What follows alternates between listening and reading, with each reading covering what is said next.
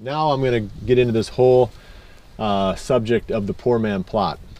And I'm sure that this will not be a one-time subject we're going to cover today and then not revisit, because it's too important of a subject that I think can really change the way that you hunt. There's nothing that really holds deer into a certain spot better than food. And there's nothing that stops them if they're traveling from one area to another better than one of these little small, I call them almost staging area food plots or micro plots. And you can do these things on a budget. Almost anybody hunting on permission can pull off one of these poor man plots. This one dates back to, I think it's 2 years. I think we started this one 2 years ago. That would have been the 2013 growing season when we had a pretty severe drought, if I'm not mistaken. It was either 2013 or 2012 maybe, but I know that this one droughted out really bad. So we got to bring that thing back, and we're going to burn it today. We're going to get all the residue off that plot, and then we're going to go ahead and frost seed the Pure Trophy Clover blend from Frigid Forage into that food plot. And there's a whole lot more that goes into these things than what we're going to do today, because we're basically taking you at about the halfway point.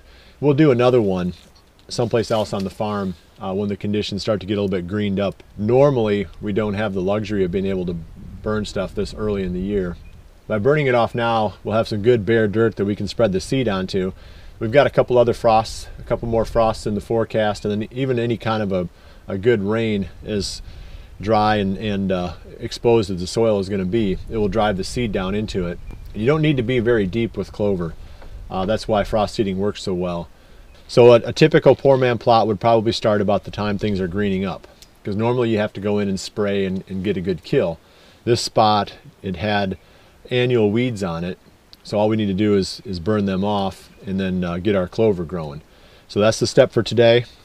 Like I said, this is something that everybody can do, and it really will change the way that you hunt. Let's get back in there and get to work.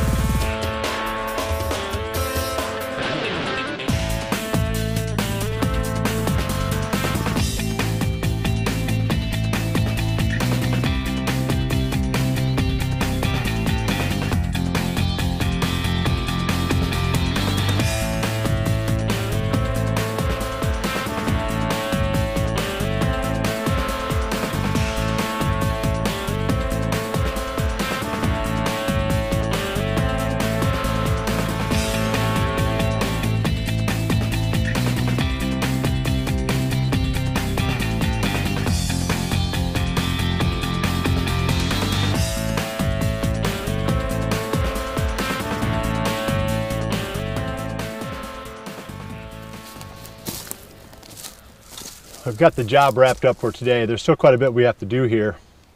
There was more green down in there than what I thought there would be, so I'm going to have to come back again and spray this. And I'd like to wait. I think it's supposed to be warmer next week. Really, you have limited success when you spray when the ground is this cold and the plants aren't growing very fast. We'll come back again next week and do that. The clover won't have germinated yet by then. It's going to need warmer soils too before it's really going to take off. We got most of it burned off, the worst of it. There's still a few leaves and some stalks left in the plot, but you know, with the rains that are going to come here over the next few weeks, that'll knock those seeds basically off the whatever it is that's keeping them, you know, from touching the ground. It'll knock them loose and get them down, work down into the soil. That's it's kind of your quick primer on the poor man plot process and frost seeding. Now is the time to be frost seeding. If you're you know, if you're looking for, you know, some way to revitalize an area that maybe got droughted out, or maybe you're working with a plot that was big and beastie last year, or even going into some bean ground, something where you've got bare dirt to work with, frost seeding works really well.